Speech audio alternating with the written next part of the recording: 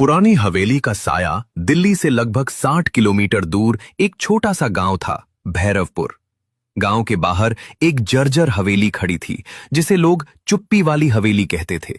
कहा जाता था कि वहां रात के बाद कोई गया तो वापस नहीं आया। दीपक, जो शहर से आया एक यूट्यूबर था, ऐसी कहानियों को अंधविश्वास मानता था। उसने तय किया कि वो उस हवेली में रात बिताकर वीडियो बनाएगा। रात के ठीक 11 बजे वो कैमरा और टॉर्च लेकर हवेली में दाखिल हुआ। अंदर घुसते ही उसे अजीब सी गंध आई, जैसे पुराने खून और नमी की मिली जुली बू। दीवारों पर काले धब्बे थे और छत से मकड़ी के जाले लटक रहे थे। दोस्तों, ये सब बस लोगों को डराने के लिए है, वो कैमरे में बोला। तभी ऊपर की मंजिल से धीमी धीमी पायल की आवाज आई। छन छन छन। दीपक ठिठक गया। शायद कोई जानवर होगा, उसने खुद को समझाया। वो सीढ़ियां चढ़ने लगा। हर कदम के साथ पायल की आवाज तेज होती गई।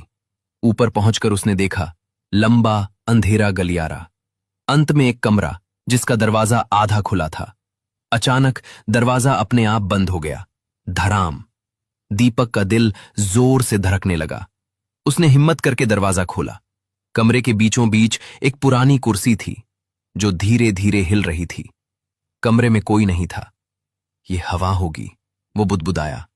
तभी उसके कैमरे की स्क्रीन अपने आप ऑन हो गई। स्क्रीन पर जो दिख रहा था, उसे देखकर उसका खून जम गया।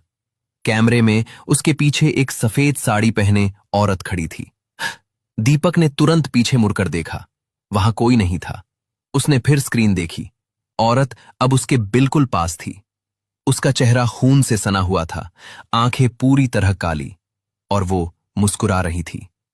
दीपक चीखा और भागने लगा, लेकिन गलियारा अब पहले से लंबा हो चुका था। सीढ़ियां गायब थीं।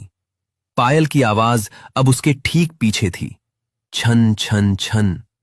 अचानक किसी ने उसके कंधे पर हाथ रखा, बर्फ जैसा ठंडा। तुम मेरे घर क्यों आए? एक फुसफुसाती आवाज उसके कान के पास गूंजी। अगली सुबह गांव वालों को हवेली के बाहर उसका कैमरा मिला। कैमरा चल रहा था। आखिरी रिकॉर्डिंग में सिर्फ अंधेरा था और पायल की आवाज, छन छन छन, और फिर एक लड़की की हंसी।